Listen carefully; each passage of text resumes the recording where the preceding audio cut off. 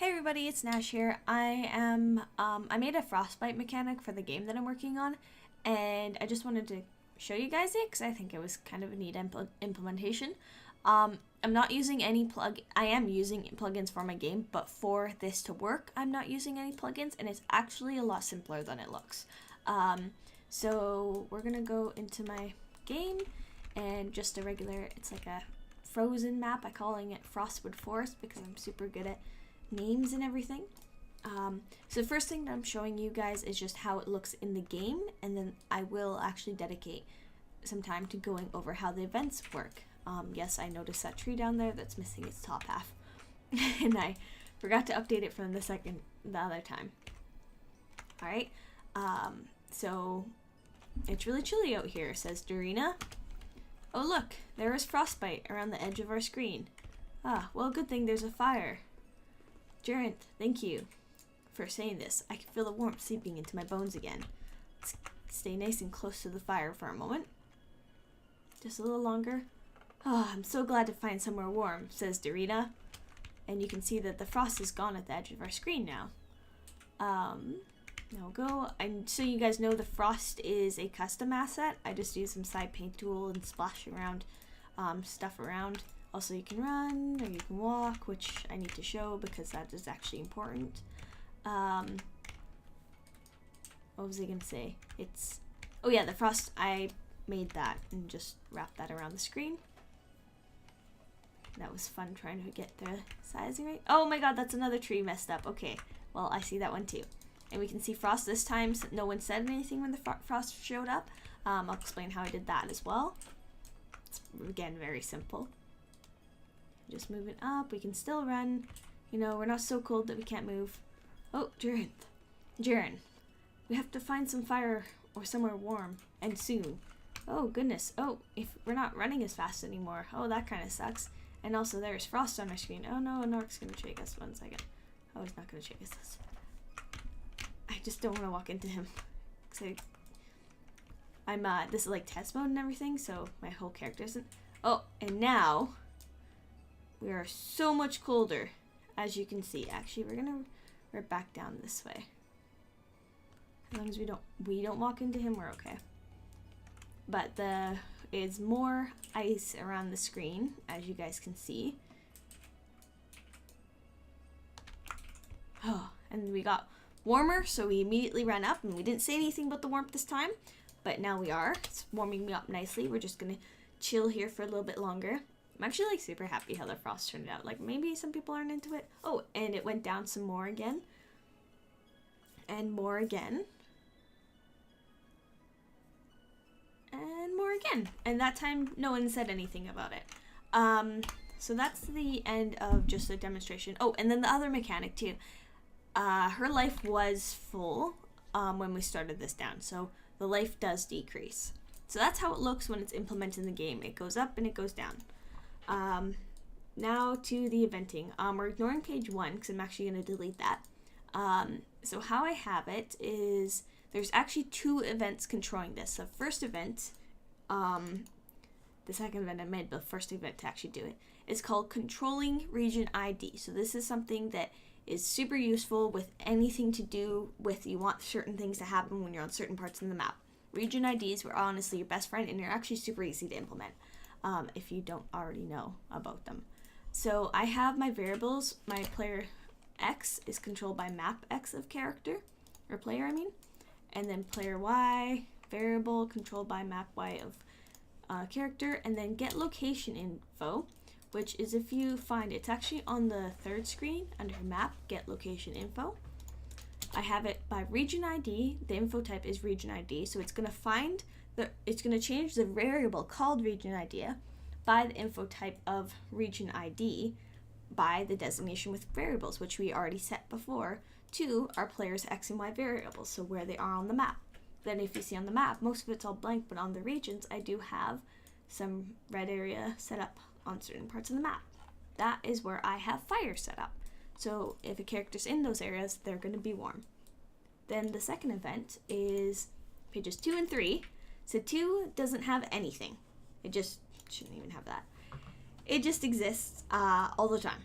It is above characters because I like to do it like that, and then parallel because you do not want it having as auto run. Otherwise, that'll freeze up your characters. You won't be able to do anything. And you don't want it to be any of the other ones because you want it to happen all the time. So parallel is where you want it to be.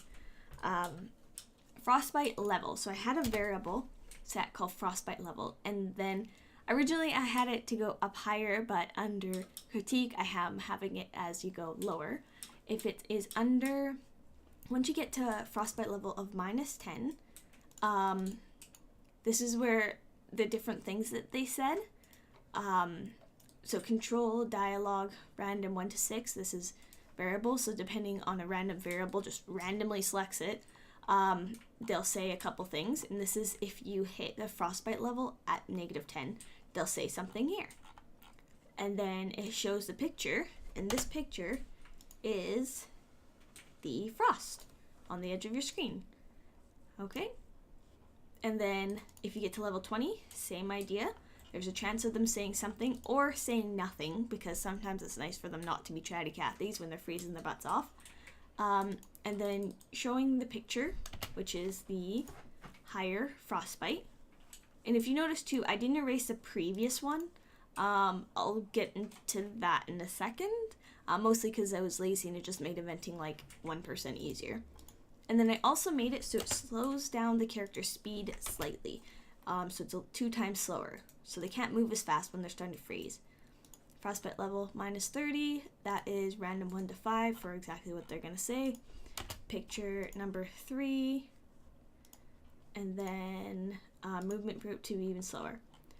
So that's all in the event, and then we also have the variable Frostbite level is -1, so it's just constantly waiting 100 frames, so it's about every second and a half. This whole event is occurring. You can probably organize it to be a little bit better and a little bit better order, but maybe this is just the way that I organized it. So maybe other people would want this entire jump up above what happens, but this is just how it made sense for me to do. Anyways, so one rating about 1.5 seconds, about 100 frames, is that way that this isn't happening like tick, tick, tick, tick, tick, tick, tick. You want it to have a little bit of space between when this is happening. Otherwise, it's just gonna like knock out your character a lot quicker because it's just gonna happen again and again and again and again.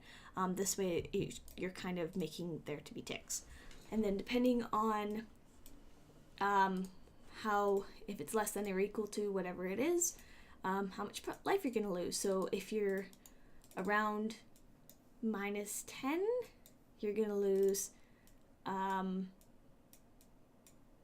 you're going to use 1, and then -20 you're going to use 2 health for 1.5 seconds, and then 3 health for -1.5 seconds, and at the end it's just going to jump to start, and it's just going to re-go again and again and again. I don't think I actually need that anymore, but I'm leaving that in there for use of whatever. I'm not the best eventer ever. This one, you can see it actually has variable of region ID equaling 241. So that means if we're in 241, it's going to switch to this page of the dialogue or the event. If we're not, then it switches back to the first page. So this is when we're actually on a fire. So control dialogue, again, random 1 to 6. So we have some things. So they'll say a couple things, or they just don't talk at all. I just wanted it to be weighted more to them not saying anything. So I'm using more random dialogue where nothing is said. Set movement player.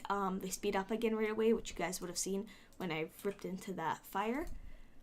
There is waiting 300 frames, so waiting a little bit longer because they're actually getting +10 to their frostbite level. So they're like getting a lot warmer.